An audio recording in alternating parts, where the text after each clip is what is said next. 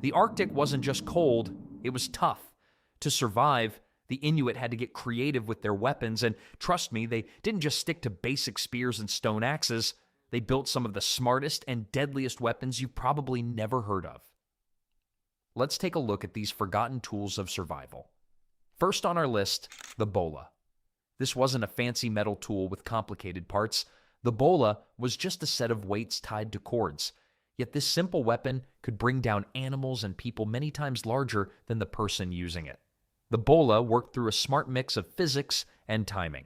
Inuit hunters would swing these weighted cords in circles above their heads, building up speed before letting them fly toward their target. As the bola soared through the air, the weights would spread out. When they hit a running caribou, the cords would quickly wrap around the animal's legs, tangling them and sending the creature crashing to the ground. It's like throwing a ball of yarn at a cat, except this yarn fights back. What made the bola so special was how far it could reach. Most old weapons needed hunters to get very close to their prey, but a skilled bola user could take down animals from up to 50 feet away. This distance meant safety when hunting large animals that could easily kill a person with one hit. Studies of ancient hunting grounds show that some Inuit could hit targets from even farther during good weather.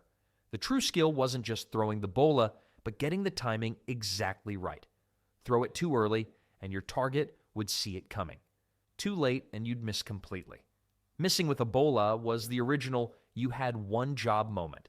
Except instead of internet shame, you got hunger pains. The bola came in different types for different animals. Heavier bolas with 2 or 3 weights worked best for large animals like caribou, while lighter ones with more weights were better for birds. One amazing bola found in northern Alaska had 5 weights and was used for hunting flying ducks. Try hitting a moving target in the sky with what's basically a throwing rope. In battle, the bola was truly scary. Even the strongest fighter became helpless once their legs were tangled in bola cords. Nothing says fight over like watching a 6-foot-tall enemy warrior flop around like a fish on ice. Stories passed down through generations tell of warriors who could aim so well they could wrap a bola around just an arm or even someone's neck during a fight. The bola wasn't just deadly, it lasted a long time too.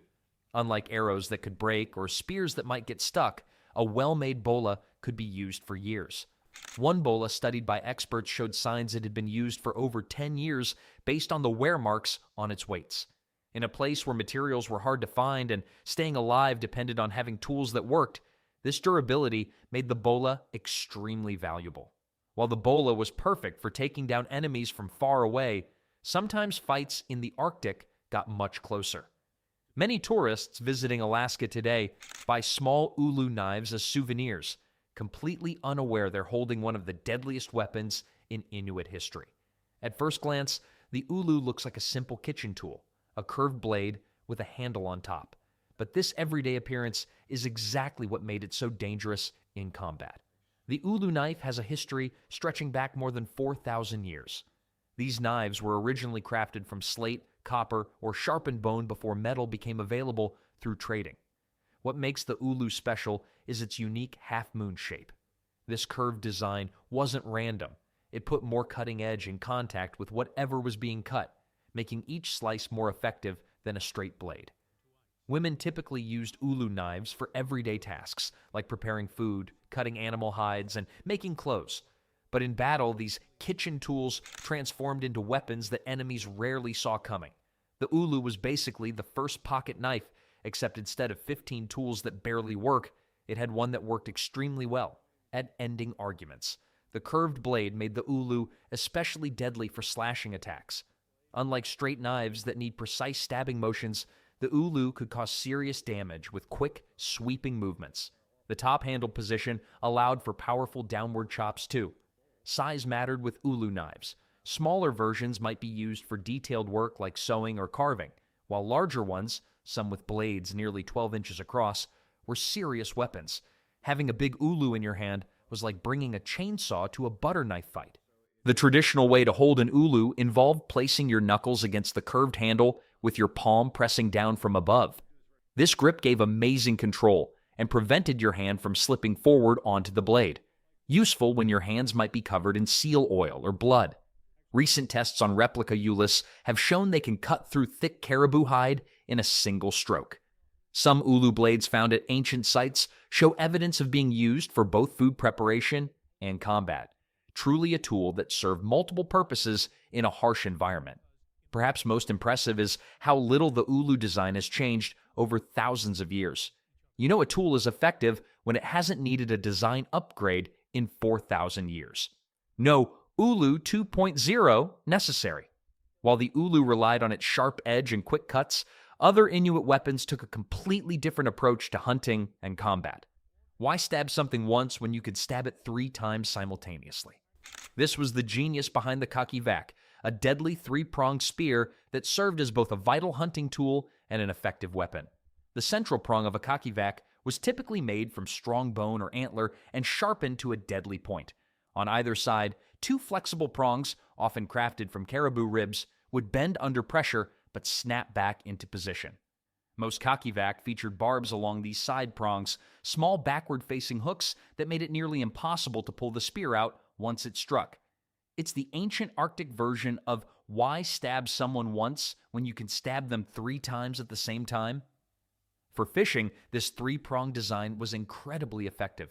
A hunter could stand at the edge of a hole in the ice and strike downward, with the trio of points increasing the chance of hitting something. Once the kakivak made contact with a fish, those side prongs would close in slightly and the barbs would grab hold.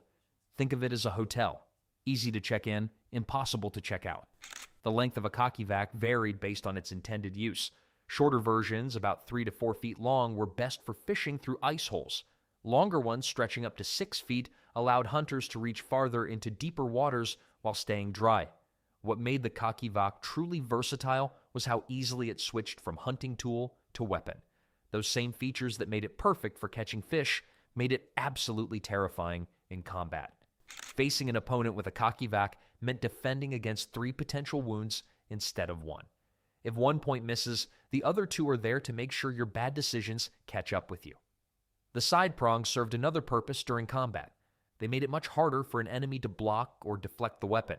Even if an opponent managed to push away the central point, the side prongs might still find their mark. Food gathered using the kakivak sustained Inuit communities through harsh winters when other food sources became scarce. One documented case recorded a hunter who kept his village fed for 3 weeks during a blizzard using only his kakivak and access to a fishing hole inside his shelter.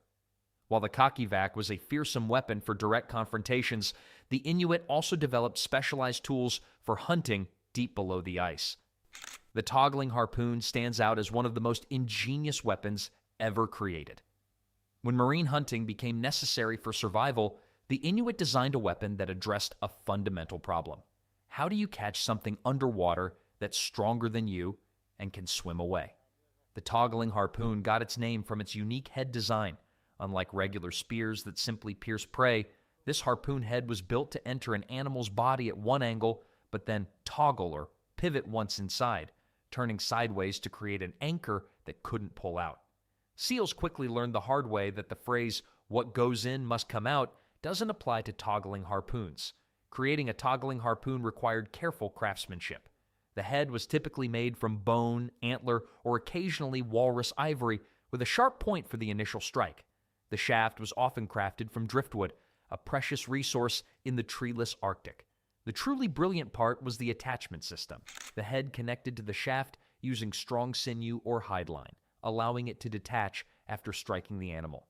This detachable design solved multiple problems at once. First, it prevented a powerful animal like a seal from breaking the shaft during its escape attempts. Second, it turned the harpoon line into a tracking system. The hunter could follow the line to the fleeing animal. Third, it allowed hunters to add floats to the line, which would tire out the animal as it tried to dive. It's like the world's first Find My iPhone app, except what you're finding is dinner, and it's definitely not happy about being found. The toggling mechanism worked through precise engineering. A small hole was drilled through the harpoon head, with the line threaded through and secured to the middle section. When the head penetrated an animal, the hunter would pull back slightly on the shaft. This tension caused the head to rotate perpendicular to the entry wound, creating a T-shaped anchor inside the animal. It was basically the original, You can check out anytime you like, but you can never leave technology. Most toggling harpoons included a socket piece between the head and shaft, often made from bone. This socket piece served as a shock absorber, preventing damage to the main shaft when striking a hard surface like bone or thick blubber. The Inuit invented suspension technology thousands of years before car companies started charging extra for it. The typical toggling harpoon line stretched between 15 and 30 feet long, giving hunters enough slack to work with while maintaining control. These lines were usually made from seal or walrus hide, twisted and treated with oils to prevent freezing in the harsh Arctic conditions. The oldest recovered toggling harpoon dates back roughly 2,000 years, though simpler versions likely existed even earlier. Hunting with this weapon required tremendous skill. A seal might only surface for a few seconds to breathe at an ice hole before disappearing again.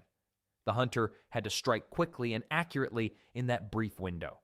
Records show that skilled harpoon hunters could successfully strike a seal from up to 15 feet away, even with just seconds to aim. The toggling harpoon became essential for whale hunting as well, though much larger versions were needed. Communal whale hunts using these harpoons could provide enough food and materials to sustain an entire Inuit community for months. One bowhead whale could yield up to 20 tons of meat and blubber, enough to feed 100 people for a year. While primarily a hunting tool, the toggling harpoon saw occasional use in conflicts between rival groups. The same features that made it effective against seals made it devastating against human targets. A warrior struck with a toggling harpoon faced the horrifying prospect of a weapon that couldn't be pulled out without causing even more damage. Getting hit with one of these was definitely a case of things just went from bad to worse. When not in use, harpoon heads were carefully stored in sealed containers made from hollow bones or carved wood. Special oils and treatments helped preserve the sharp points and moving parts. A well-maintained toggling harpoon could last for decades, becoming one of a hunter's most treasured possessions.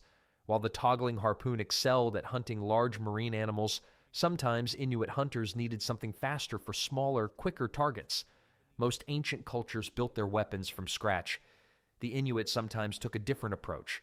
They turned their transportation into a deadly surprise. The kajak, better known today as the kayak, wasn't just a clever boat for hunting and fishing. In skilled hands, it became one of the most unexpected weapons in Arctic warfare. Made from seal or walrus skins stretched over a wooden or bone frame, these lightweight boats gave Inuit hunters a huge advantage on the water. They could silently glide across the surface, approaching prey without making a sound. This same stealth made the kajak perfect for surprise attacks on rival groups. Nothing says surprise attack like someone who packed a lunch, paddled 20 miles, and still has energy left to ruin your day. The true genius of the kajak attack wasn't just the boat itself, but how it was used in combat. When approaching an enemy, a kajak warrior might deliberately capsize their boat, disappearing beneath the water.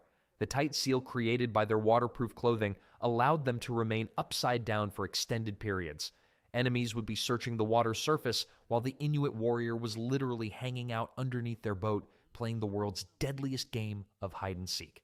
When the moment was right, the warrior would right their kajak and attack from an unexpected angle. Some even practiced flipping their kajak while throwing spears or harpoons, creating a moving attack platform that was nearly impossible to counter. It's one thing to fight on land, another to realize your enemy brought a boat into the equation. I thought this was a land battle. Surprise, I brought the ocean with me. The kajaks used in warfare were often slightly different from standard hunting boats. Combat kajaks sometimes featured reinforced points at the bow that could be used to ram enemy boats or even strike opponents directly. The typical combat kajak measured between 15 and 20 feet long with a width of only 20 to 24 inches, incredibly narrow by modern boat standards. Kajak warriors developed special techniques for rapid acceleration, allowing them to quickly close distance with enemies or escape from dangerous situations. By using a technique called the Greenland paddle, skilled kajak users could maintain speeds of up to 7 miles per hour for hours at a time. Historical records suggest some Inuit groups would travel hundreds of miles by kajak to launch raids. The longest documented kajak journey was over 1,000 miles along the Alaskan and Canadian coasts, roughly the distance from New York to Florida. This wasn't just transportation, it was determination with a paddle. During winter raids, Kajak warriors had another advantage. They could navigate through small leads in the ice where larger boats couldn't go. When your enemy can literally paddle between ice cubes, you know you're in trouble. While the Kajak excelled at water-based warfare, the Inuit also developed weapons that turned the cold itself into a deadly force. The pitfall trap was the Inuit weapon you never saw coming, literally. Unlike spears or bows that required active hunting, these hidden holes in the ground did all the work once set up. It's the ultimate set it and forget it approach to hunting and warfare. Inuit trappers would dig deep pits along known travel routes, often 5 to 6 feet deep, about the height of a tall man. The bottoms were lined with sharpened stakes made from bone or antler, or during winter with freezing water. The tops were cleverly concealed with branches, snow, or vegetation, supported by thin sticks that would break under the weight of a person or animal. With these traps, patience replaced strength. A good pit trap might go untouched for days before catching prey, but when it worked, it was extremely effective. Large animals like caribou or musk ox would fall in and be unable to escape, providing the community with hundreds of pounds of meat from a single capture. If you weren't paying attention, you'd go from proud hunter to human storage item in seconds. The most skilled trappers became experts at placing their pitfalls in strategic locations. They would study animal migration patterns and place traps along narrow passages where animals were forced to travel. Some would even create funnel-shaped paths using stones or brush to guide animals toward their hidden traps, increasing the chances of a successful catch. During conflicts between rival groups, pitfall traps took on an even deadlier role. They would be placed along common travel routes or near settlements, often with sharpened stakes at the bottom. Some were built with angled sides that made climbing out nearly impossible. The worst part? Falling in was one problem. Getting out was another entirely. It was basically nature's version of a roach motel. Check in, but you don't check out. The construction of an effective pitfall required considerable engineering knowledge. The hole needed to be deep enough that animals couldn't jump out, but not so large that it would be obvious or collapse during digging. The covering had to be strong enough to hold snow or soil, but weak enough to break under weight. This balance required careful testing and adjustments. Winter pitfalls were particularly dangerous. Some were designed to contain water at the bottom, which would freeze around whatever fell in.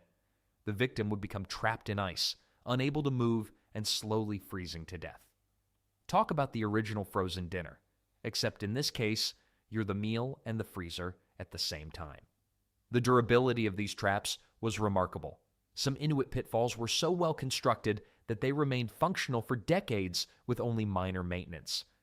Researchers have found century-old pits that still retain their original structure, testament to the engineering skills of their creators. The oldest documented pit trap, discovered in northern Canada, dates back over 700 years. What made pitfall traps especially effective was their psychological impact. After encountering just one, enemies would become extremely cautious when traveling through Inuit territory, slowing their movement and causing constant anxiety. This fear factor multiplied the effectiveness of even a small number of actual traps. You only need to find one pitfall the hard way before you start walking like you're crossing a minefield made of Legos. The time investment in building a good pitfall trap was substantial, often taking several days of digging and preparation. However, this initial effort could pay off for years as the trap continued to function with minimal maintenance. Unlike weapons that might break or be lost in battle, a well-made pit could serve a community for generations. Children were carefully taught to recognize the subtle signs of a pitfall trap: slightly disturbed ground, unusual patterns in snow, or vegetation that didn't quite match the surroundings. This knowledge was crucial for survival when visiting neighboring territories where unfamiliar traps might be present. While pitfall traps excelled at catching prey through deception, the Inuit also needed weapons that could strike from a distance with deadly accuracy. A fishing spear with 2 outer prongs that have backward-facing barbs might sound simple, but in the hands of Inuit hunters, it was a marvel of engineering. The kakivak was specially designed to keep fish from slipping off once speared, with its side prongs acting like nature's first grip technology. The central spike would strike the fish, while the flexible side prongs would close in slightly, allowing those small backward-facing barbs to grab hold. Fish caught by a kakivak basically checked into the Hotel California. They could check in anytime they liked, but they could never leave. Used commonly in Arctic waters, the Kakivac allowed hunters to stand at the edge of an ice hole and strike with confidence. The three-pronged design greatly increased the chance of hitting something in the murky waters below. Records show that an experienced hunter could catch enough fish in a single hour to feed their family for days. What made the Kakivac particularly valuable was its versatility across seasons. In winter, it was used through holes cut in the ice. During summer, hunters would wade into shallow waters or stand on rocks overlooking deeper pools. Though primarily a fishing tool, its deadly design made it equally effective in combat situations. Facing an opponent armed with a Kakivac meant defending against 3 potential strikes instead of 1. While the Kakivac was perfect for catching fish from known locations, the Inuit also needed tools for hunting large sea mammals that might surface anywhere along the coastline. Some Inuit traps were so well constructed that centuries-old pits have been found still intact, testament to a people who mastered their harsh environment through intelligence rather than brute force alone.